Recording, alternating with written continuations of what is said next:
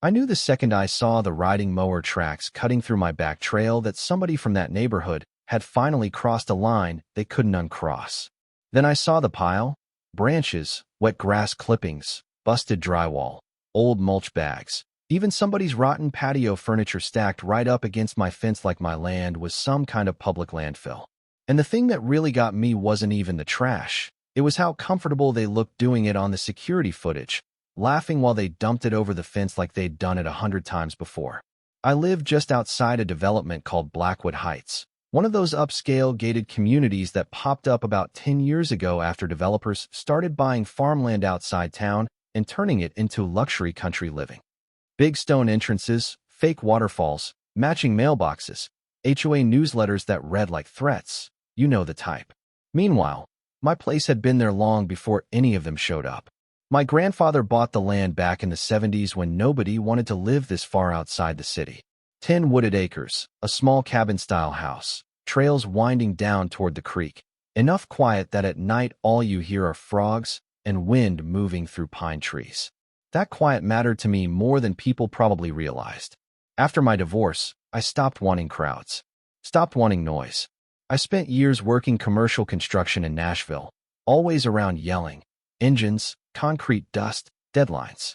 By the time I hit my 40s, all I wanted was coffee on my porch and enough space nobody could tell me how tall my grass should be.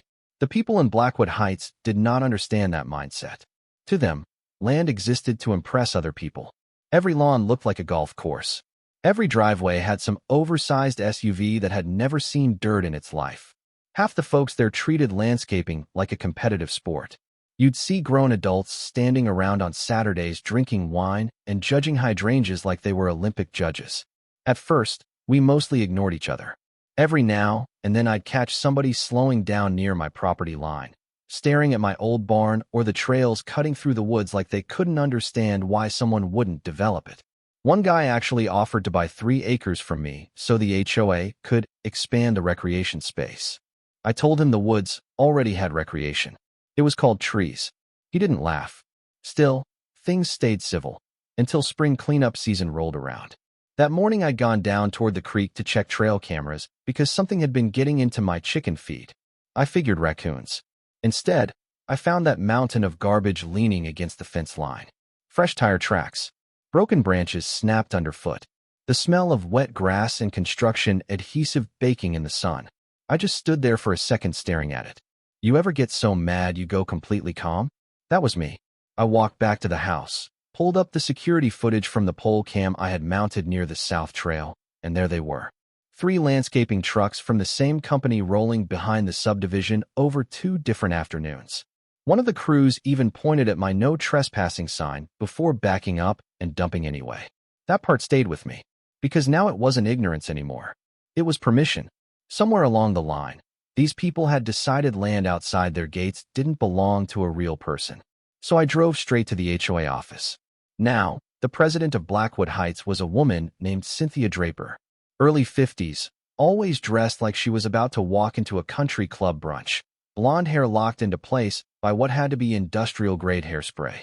She had this way of smiling while talking down to you that made every conversation feel like customer service at a funeral.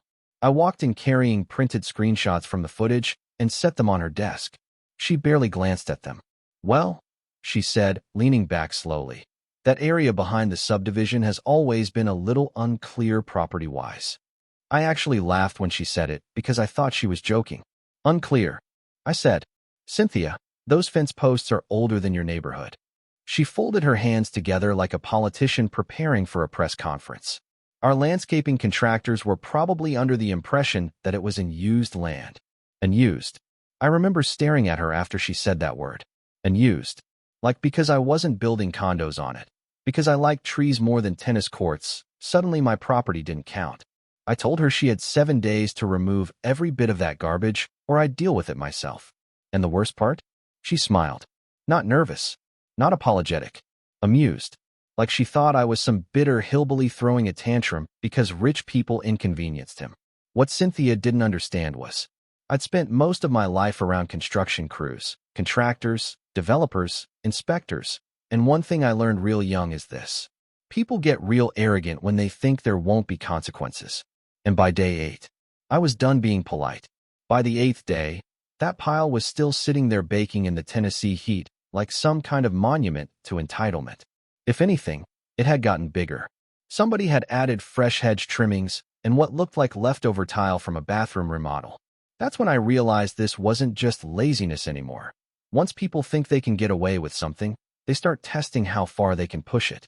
And honestly, part of me almost let it go. That's the truth nobody talks about in stories like this. Most regular people avoid conflict because conflict is exhausting. I'd spent years building a quiet life after my marriage fell apart. The last thing I wanted was some neighborhood war with people who had too much money and too much free time. But then something happened that changed the whole thing for me. A few days after my meeting with Cynthia, I was repairing a section of fence near the back trail when my neighbor Walt pulled up on his ATV. Walt owned the property on the other side of mine, retired electrician, Vietnam vet, one of those old school guys who says maybe 20 words an hour unless he really likes you. He looked over at the debris pile and just shook his head. You gonna let them do that to you? Simple question, but it hit harder than he probably meant it to. Because the answer was no. Not really. See, it wasn't about the trash anymore. It was about what came with it. The assumption that because I lived quieter, because my place wasn't wrapped in stone entrances and HOA bylaws, somehow I mattered less. That night I sat on my porch with a beer listening to tree frogs and thinking about Cynthia's face when she said the word and used. And somewhere around midnight, staring out at those woods my grandfather left me, I stopped feeling angry and started getting creative. Now, before anybody in the comments loses their mind, let me say this clearly. I never damaged their property directly, never crossed onto their lawns, never vandalized anything. Everything that happened after that came from nature doing what nature does best.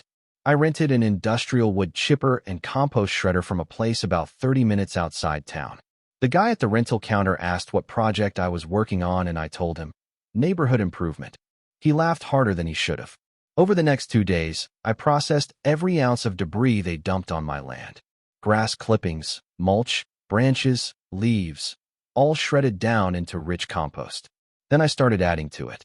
Wild crabgrass seed, dandelions, creeping vine mix, and the crown jewel, kudzu.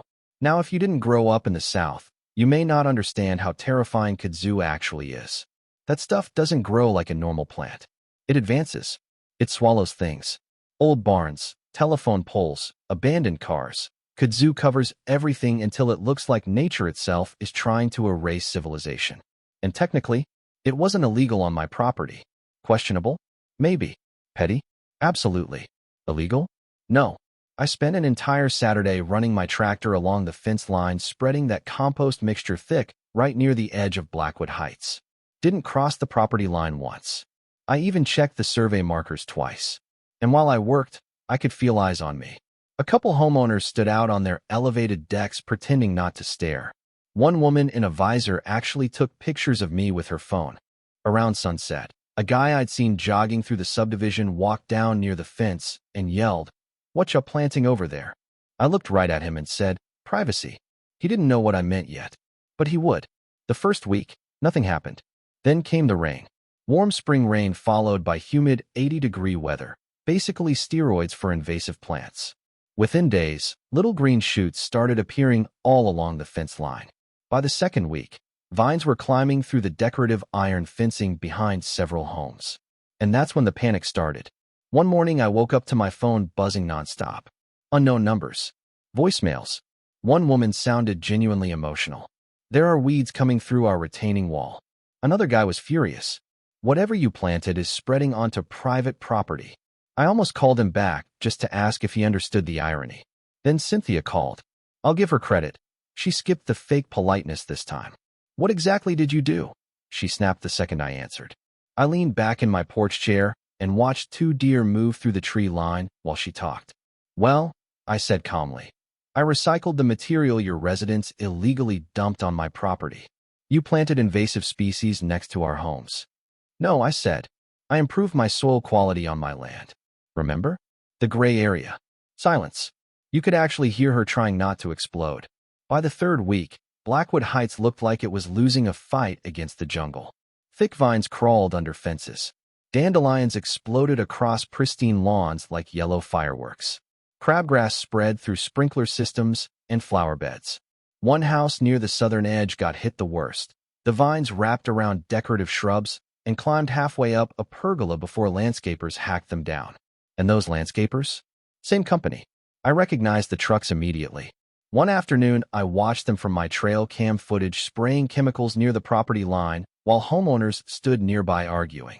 At one point, Cynthia herself showed up wearing sunglasses and white tennis clothes like she was arriving at a hostage negotiation. That should have been enough. Honestly, if they'd just admitted they screwed up, I probably would have let the whole thing in there. But rich people with too much pride almost never stop digging once they start losing. A week later, I opened my mailbox and found a certified letter from an attorney representing the Blackwood Heights HOA. 12 pages long, threatening legal action over intentional ecological damage and vegetation encroachment affecting property value. I remember sitting at my kitchen table reading that thing twice because I couldn't believe the audacity. These people dumped construction waste on my land, then threatened to sue me because plants grew near their fence.